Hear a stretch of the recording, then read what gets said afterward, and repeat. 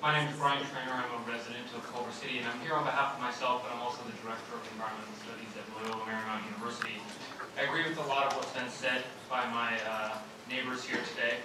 I want to begin by briefly responding to the two people here on behalf of the petrochemical lobby, one of whom mentioned that fracking only takes 1 or 2 days after the drilling of the well.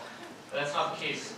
Fracking, what we use to identify with that word, includes the drilling through the aquifer, the pumping of water, sand, and toxic chemicals under high pressure through the resulting borehole and well, the flow back of that contaminated water to the surface under pressure during the process, the continued leakage of contaminated water to the surface and into the surrounding geological structure during the life of the well, the transportation of that water, sand, and toxic chemical to and from the drilling site through our community, the storage, temporary or long-term, of drilling mud and wastewater on the on-site storage pit or containers, and the shipping of that waste from the site to the disposal site. So it's not something that happens on one day during the year.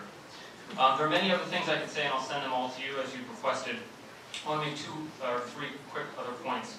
I agree very much with people who've already talked about climate change. One of the things we've been doing is we've been exploring more and more unconventional sources of petroleum, including deep water drilling and shale gas, is running a greater risk. As we use technologies to penetrate deposits that are more and more out of reach, further away from conventional drilling, it's a greater risk.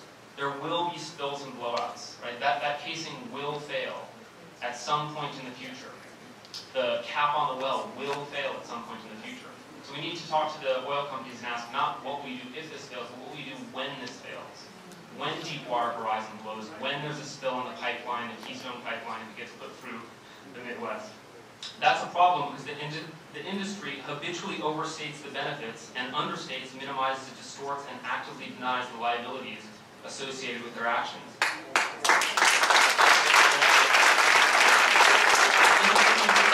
industry's campaign of disinformation, bait and switch, shell games, and secrets has hijacked public dialogue.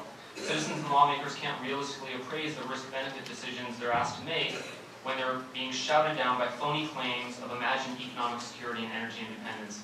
These diagrams remind me nothing so much of Colin Powell in front of the United Nations